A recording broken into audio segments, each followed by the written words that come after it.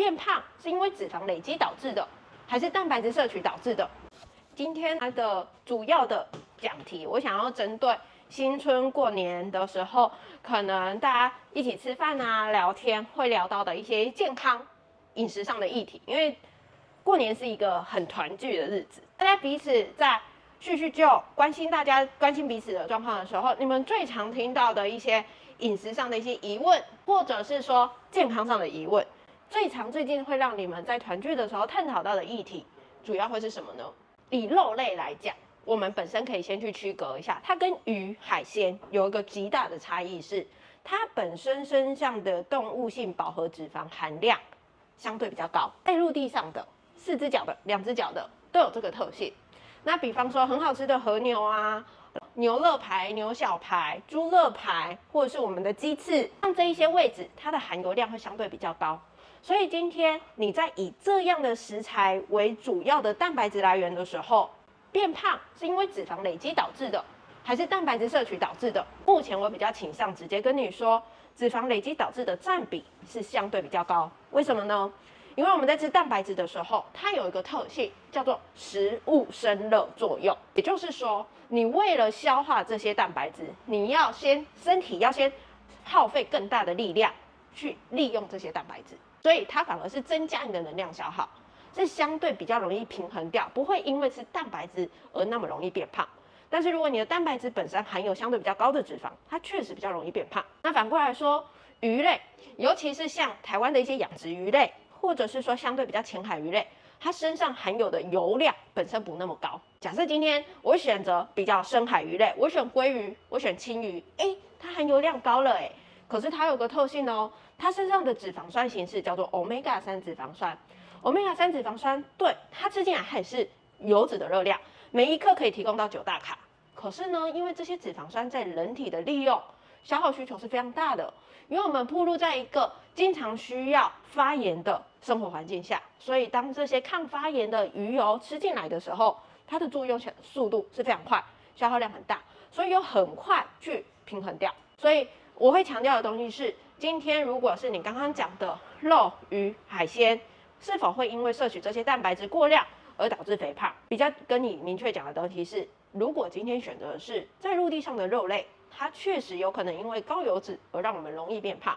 可是蛋白质本人不一定是变胖的罪魁祸首。那其中如果我们海里的生物，比方说蛤蜊、牡蛎、透抽、小卷、花枝、虾、蟹、鱼，它们的属性是属于比较高蛋白质、低油脂的。比较低油脂的情况下，还会不会那么容易形成肥胖的问题？相对比较不会。所以像举例来说，以我们家每一次过年的聚餐来看，我们都很常去吃，比方说汤阿给、万人猪脚这样的选项。吃汤阿给的那一天，其实吃完的身体负担是比较低的。为什么？你点餐的时候一直烤鸡，它含油量不一定高，除非你一直吃鸡翅。你点了一个鲜鱼汤，是鱼的含油量本身就不高，所以吃那一天的负担比较小。可是如果今天我们吃万人猪脚，好，猪脚那一天猪脚本身就比较肥，那一边他们的料理方式有比较多客家小炒类型的一些做法，所以非常多食材是过油炸过再炒的，所以那一种吃法就比较油。汤黑那一些比较多的是清炒的，所以就比较没事。大方向可以有这样的概念去理解这一块。OK， 好，那还有吗？今天如果蛋白质的角色，我们以站在肠胃消化的能力来看，蛋白质它是一个很容易在肠胃里面消化不完全的食材，它大概会有10% 的残渣是没有完全被消化的。那会发生什么事情？比较容易胀气，比较容易拍很臭的屁。或者是蛋白质过量的人，他有时候身体会有一些蛋白质跟肠道菌交互作用的代谢废物，比方说对胺类的东西、对甲酚类的东西，它其实有可能产生一定量的神经毒性。吃蔬菜跟蛋白质2个配在一起，比方说像我刚刚讲的，我吃烤鸡，可是我点了一大盘的清炒的青菜、凉拌的蔬菜，搭配起来，我在吃蛋白质的时候，同时有好的膳食纤维的来源，去训练肠道菌相对于蛋白质的消化能力是提升的。这个做法它是间接帮助消化，然后在吃蛋白质的时候不会那么容易产生过多的代谢废物。可是今天，如果我们举一个肌少症的个案来讲，你吃蛋白质的目的，你是为了让蛋白质的工作角色，你不要拿来当能量哦，你乖乖去帮我做肌肉哦。这时候我们要做什么？像你刚刚提到的，碳水化合物的东西也要适量吃进来，由碳水化合物去提供身体能量，蛋白质你去做结构，你不要浪费自己大材小用跑去提供能量。所以你问的问题刚好可以拆成2个议题，一个部分是肠道对蛋白质的消化吸收利用更好，是需要膳食纤维。蛋白质拿来建构修补组织更好的情况下是热量足够，再把蛋白质吃够，它才会有意义。比较常见的状况是什么呢？以前其实很多人都会怕胖，常常会有一些要限制热量，因为胖会增加糖尿病啊、高血压等等的一些疾病风险，所以他们就一味的选择要减肥。比方说我的妈妈他们那一代，大概现在50几、60岁左右的人，他们常见一个状况，他们状况会是觉得胖就是不好，所以要这个少吃一点，那个少吃一点，让自己减肥减下来。可是当他们热量吃太少的时候，即便他蛋白质吃得很够，他的肌少症都没有办法改变，他只是体重下降，可是他肌肉一样少，脂肪一样多，他减重那只是脱水而已，他没有因此而更健康。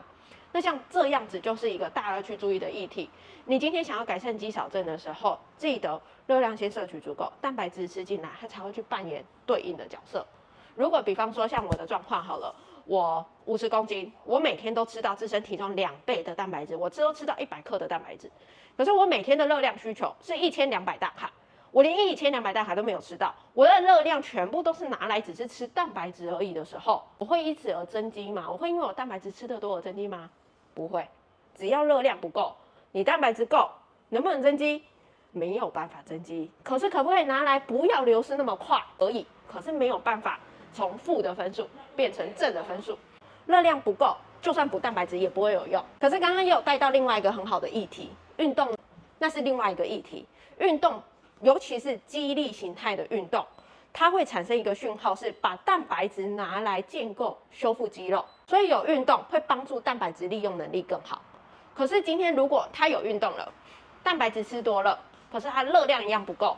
那它会增肌吗？答案很明确，不一定会。运动跟它热量一定要够。很多人的迷思就是觉得蛋白质是构建肌肉最重要的原料，这个东西答对一半而已。你今天没有在热量足够的前提下，蛋白质不会傻傻的全部都拿去做肌肉，因为热量不够啊。它有时候要把蛋白质氨基酸转为身体的能量需求，那它就不完全是拿来做肌肉了。OK， 这样 OK 吗？